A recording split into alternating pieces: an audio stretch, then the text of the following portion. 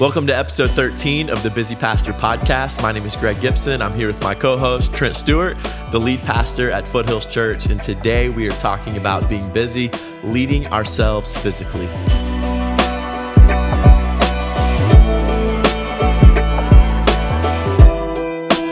Okay, welcome to episode 13 of the Busy Pastor Podcast. Man, it's awesome to see what God is doing through the Busy Pastor. And today we are talking about leading ourselves physically. And so we have been talking about really the last 3 weeks or 3 episodes concerning leading yourself. So leading yourself spiritually, leading yourself emotionally. And now we're talking about leading ourselves physically. And so Trent, what are we not trying to do with this episode? Yeah. Well, first of all, thanks again for listening, everybody, and appreciate you guys sharing the podcast. What we don't want to try to set up today is like this, here's the exercise program that you should do. And, you know, this is not going to be this episode where we're trying to put you in a box physically and, you know, you should look like this or you should be doing this. That's not the kind of episode we're trying to create here. That's not the goal. What we're just trying to encourage you with and motivate you to do and equip you to do is recognize that yes, handling and dealing with your physical body is a stewardship issue. As a steward, God has given you this body. And when we live according to His design for our lives, then we recognize that our health matters and we're going to take care of ourselves as best as we can, right? Yes, this is a stewardship issue. So this is why we think it's important to talk about this on the Busy Pastor Podcast. And so let's get to the question of why. Yeah. Why is it important to lead ourselves as pastors in this way? Well, multiple reasons. I'll start just kind of with Jesus's example. So in Luke 2:52, it says that Jesus grew in wisdom. So mentally he grew. Right. It says that Jesus grew in stature. So here's that physical component of his life. And it says in favor with God. So his spiritual life grew.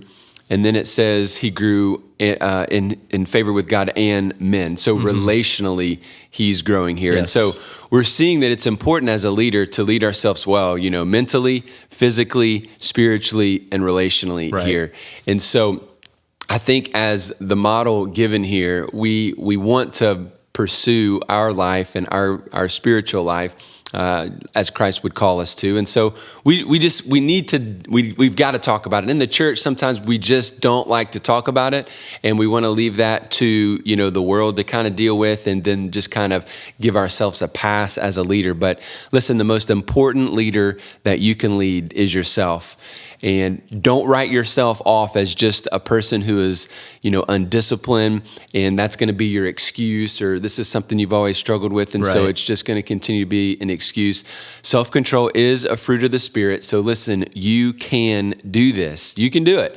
And as a leader, the best gift that you can give to your family, the best gift you can give to your church is a healthy you. So we've got to place ourselves first on our calendar. That's right. And by that, what I mean is put your quiet time on your calendar so that you know, are disciplined to do it at that time every day. And then put your workout on the calendar. This is when you're going to work out. And it's got to move from, when I get to it or when I finish this. I think it's important that we prioritize that. And that is really one of the most important things we can do each day, every week of our life is focus on our physical condition. Yeah, so if it's important for us, we're gonna plan it, and if it's important in our lives as pastors, we're gonna prepare for it. And so I just want to reiterate what you said a moment ago. I think it's so good. The most important leader you can lead is yourself. Sure. Yeah, and I think that's really our big idea and our main idea from this episode as we're talking about stewarding ourselves and our health and our bodies for God's glory. And again, it's all about stewardship. Right. And it's really 3 areas, right? It's diet, it's exercise, and it's sleep. So that's really kind of big picture what we're talking about. It's a stewardship issue. We are image bearers of Christ. Right. Every gift that God has given to us is a gift from Him. Yes. So our health, our body is a gift from Him. And so we're just called to steward that well. And so our bodies the scripture says that our body is a temple of the Holy Spirit, right? Right. And so it's important that we understand that when we are healthy everyone around us, then as a leader, we're influencing them. Everyone around us tends to focus more on health as well. Yeah, there's a theology of this behind it, I think, is kind of what you said. New Testament, speaking of this as temples of the Holy Spirit, our bodies being that, and our bodies one day being redeemed in the new heavens and new earth. And this body that we have is a gift from God, and we're called to steward it. And so let's just talk about the benefits. Yeah. I think what's important, where we want to go with this episode, is we want to be incredibly practical and give a lot of application. And so we're not trying to give a theology of the body here. We're not, like you said, we're not trying to give, here's A, B, C, X, Y, Z of what you think we should do. Don't we have a busy pastor body pill that we could sell right now? Oh my gosh. Yeah, that's exactly what we're not trying to do. $19.99. There are tons of resources out there for that, but we do just want to talk practically because, going back to our main idea, you are the most important leader that you can lead. Yeah. And so let's just get to the practical nature of this. So let's talk benefits for a second. What are benefits of exercise? What are benefits of sleep? What are benefits of eating the right way for us as pastors and as leaders? For me, one of the biggest things is a stress reliever. So yes, being a pastor is stressful. Your family life is already stressful. Being a parent is already stressful. And so what this does for me is it allows me to, whether it's lifting weights or running or whatever it is, it's just that stress reliever that helps me process. It helps me just relieve some of that physical, the physical effects of stress. We all know stress scientifically affects our body, affects our blood pressure, the health of our heart, obviously our mental state. So by doing this, we're able to, sometimes even if it's just playing a sport, basketball, or you're just playing some kind of sport, it's a stress reliever because it helps you to kind of zone out on all that other stuff and just kind of focus on what you're doing. So huge benefit is stress reliever. I think it helps us obviously feel better mood. Right. For me, it's also like a creative time. Like when I'm working out, I'm usually with my phone and earbuds in, and I'm listening to podcasts, I'm listening to sermons, and I'm taking notes, I'm getting ideas, and so it's that moment for me to where I can really be creative and think about some other things that will help me grow. It helps me have more energy. Right. So when I work out, I'm more alert in the office, and it also helps me sleep better because I'm more tired, right? Yeah. So when you get a good workout in, you're gonna tend to go to bed at a decent hour, and so that's helpful. And overall, I think anytime we have health and healthy habits, that's gonna leak and overflow into other areas of our life. And so Charles Duhigg has a book called The Power of Habits, and he talks about the keystone habit. And that keystone habit would be something like exercise, because when I exercise, it's a keystone because it impacts all these other areas of my life. So when I work out, I tend to eat healthier, I tend to sleep better, and so it kind of begins to overflow into other areas of our life. Right, and when we talk about leading ourselves well, this is a great area to do so because, as you mentioned, this keystone habit does go into these other areas, right? Yeah. So like you mentioned a moment ago, we eat healthier, we are more tired, we're going to bed at a more decent hour, godly hour. Yeah, decent hour. We're spending less money. It has physiological benefits. It really becomes, for some people, I've even heard that it becomes therapy, right? Like, hey, I'm going to go to the gym and or I'm going to exercise and I'm going to kind of let the stress and anxiety of the day out. And I think that in some way that becomes a good escape, a good outlet, right? Because as leaders, right, we lead as far as our lid can allow us to lead, and we want to be as healthy as possible. And I think this conversation on leading ourselves well, whether it's spiritually, emotionally, or physically, that's going to create the lid, right? And so for us, as we continue this practical conversation or giving practical advice here, let's talk about the win of this. So when should we do this? How much should we do this? Yeah. What are you seeing in your own life, and you're an incredibly busy pastor. Sure. Right? You're a busy leader. You got a lot going on. You've got children, you've got a church to lead, you've got a staff that you're leading, other things. Mm-hmm. How are you trying to continue to stay healthy in this way? Yeah. Well, a couple of years ago, I would say that I wasn't doing a great job. And so I prioritized kind of in the wrong way. I kept putting myself in kind of the backseat of what it meant to lead. And so I always saw working out as that thing that I'll get to once I take care of everything else.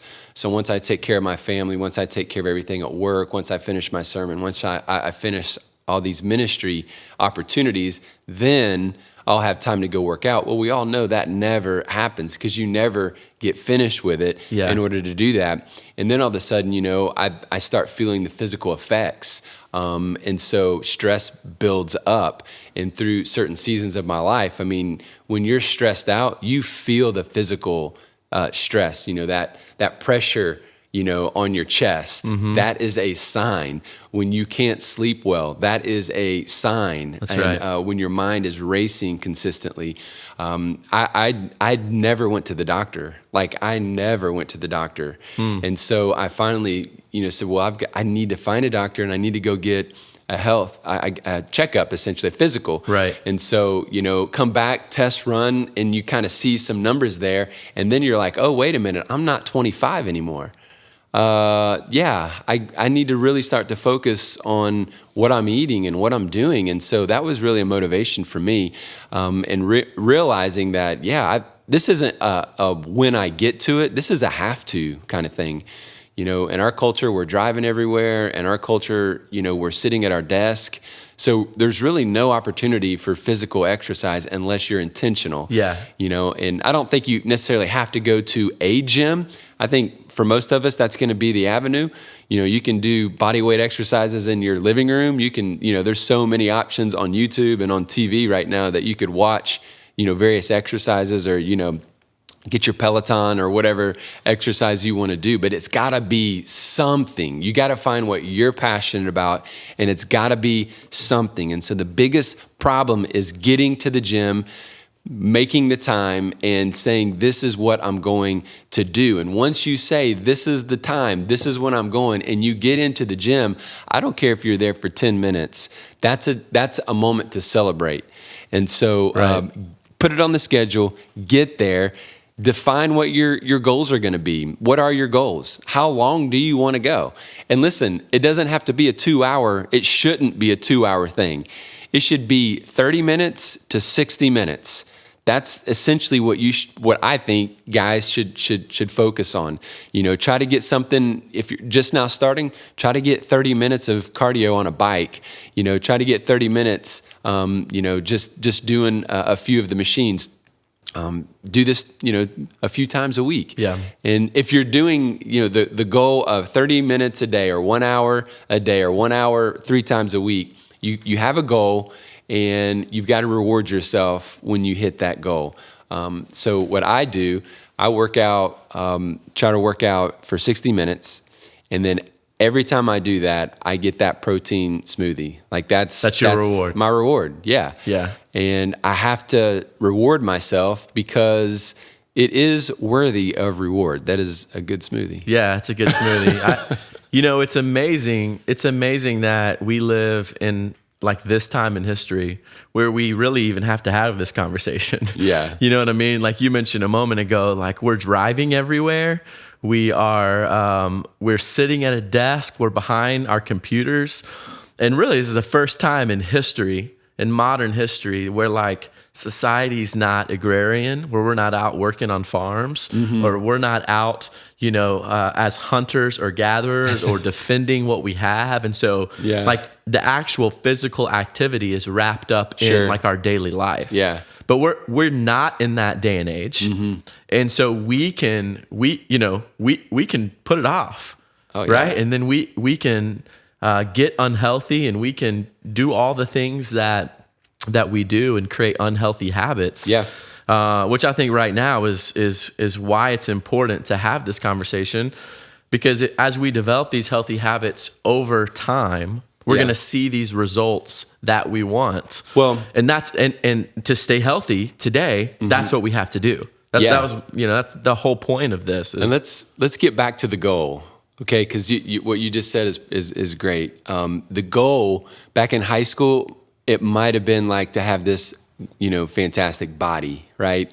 It might have been to bench press a certain amount of weight. At some point, as a grown man now, it's not about that, right? Right. It's really about, I want to be able to run and gun when my kids, start having kids.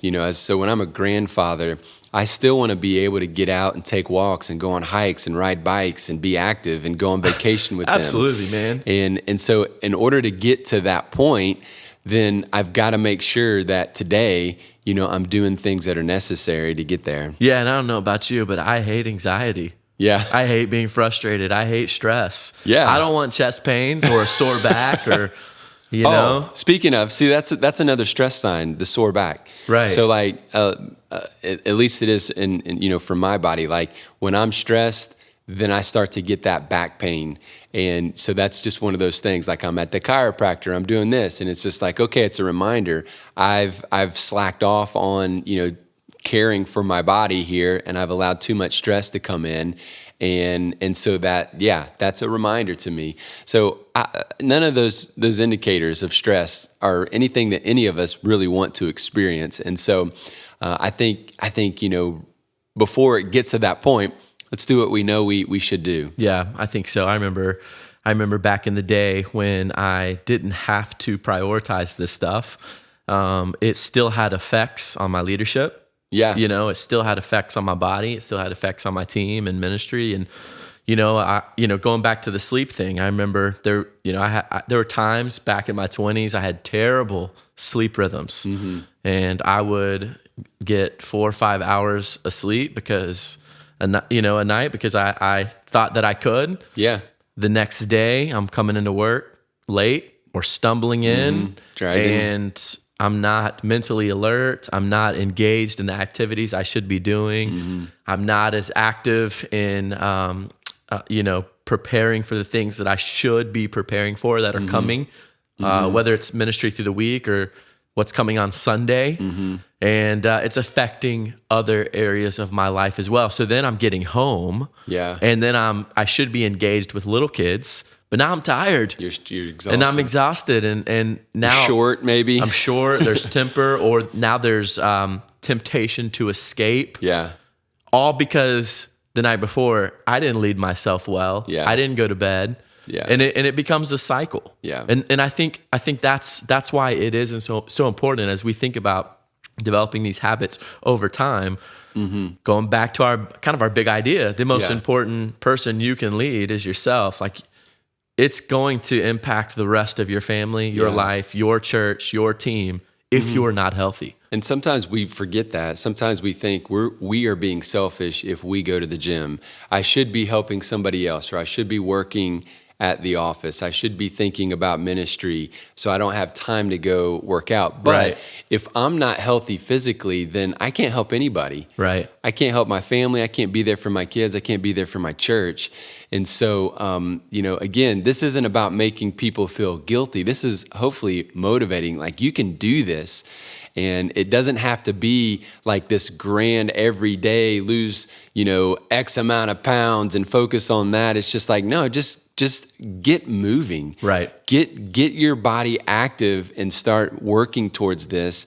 And as you start to feel the impact physically, you'll desire it, I think. You'll desire it. And as you become healthy, everyone around you, your environments will become healthier, your team, your people in your life will become healthier. I remember when I started prioritizing this, it caught on in other areas of my life. Yeah. My family got healthier, my spouse got healthier, and this was something that we really intentionally planned. And so... And I don't know about you, but like for me, lunchtime was always just, let's go through a drive-through real quick and get back at it. Yeah, let's get that double Whopper with cheese, a little extra bacon. Yeah. And so when that's consistent, like always on the go and have to get fast food, and now so I'm eating that every day, Now that I don't eat fast food, when I do occasionally, I just feel terrible for the rest of the day. So your body kind of acclimates. Because you've created healthy habits now. Your body acclimates itself to that, that's food. Absolutely. And so if you're eating it every day, you don't feel it, you don't realize it until you step away from it. And then you come back to it and it's like, oh my gosh, that made me feel terrible. Is that what it's doing to me every day? And it's like, yeah, most likely that's what it's doing. And so we have to just, diet standpoint, even if you work out every day, but still, you're crushing the fast food, it's like you're kind of,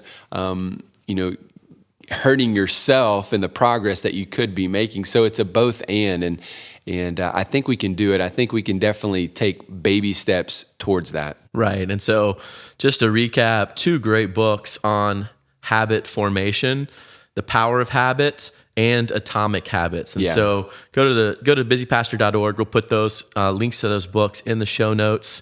And before we close out this episode, let's just talk about what you do. So what do you, what are your plans for a healthy lifestyle? You talked about going to lunch, not being rigid. Anything else? Yeah, well, not being rigid is really huge. So I think that's important. Like when we set a goal, when we try to do something and then we don't do it, right? I think we can be hard on ourselves and just say, see, I can't do it, and just kind of give up. That's right. So don't be rigid. Don't put yourself in that box. I think you just have to make that commitment. Everything starts with a commitment, right? I'm going to do this. That's right. And I love John Acuff wrote a book about habits, and I can't remember the name of it. We'll put it in the show notes. But he said, whatever your goal is, cut it in half. Right.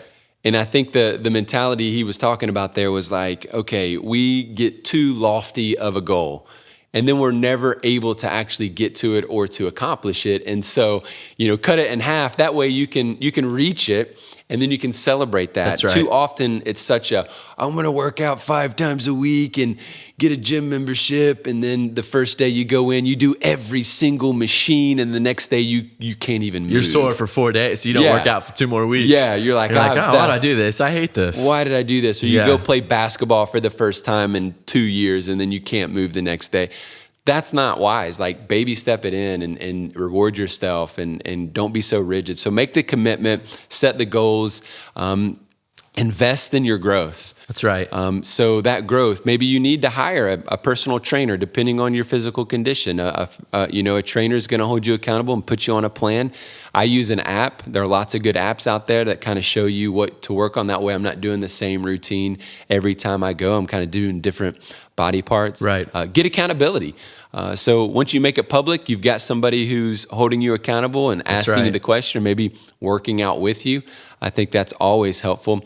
And then, focus on those small goals. Kind of not taking on too much, I think, is huge. And always, you've got to schedule your health. So put it on your calendar. That's right.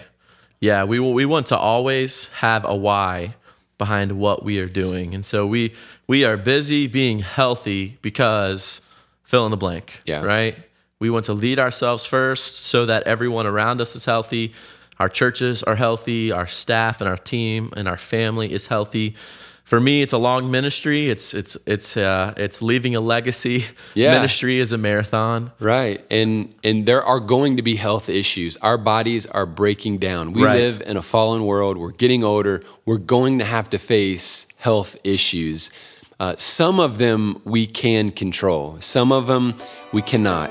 Let's be busy about dealing with the issues that we can control. And so let's take that first step. As we close today's episode, we want to invite you to do a few things. Follow us on Instagram and Facebook @BusyPastor. And secondly, if you like today's episode, subscribe to The Busy Pastor and leave us a review wherever you listen to your podcasts. For more resources, join the Busy Pastor community by going to busypastor.org. Next week, we are talking about being busy in our marriages. Until then, let's be busy with the right things.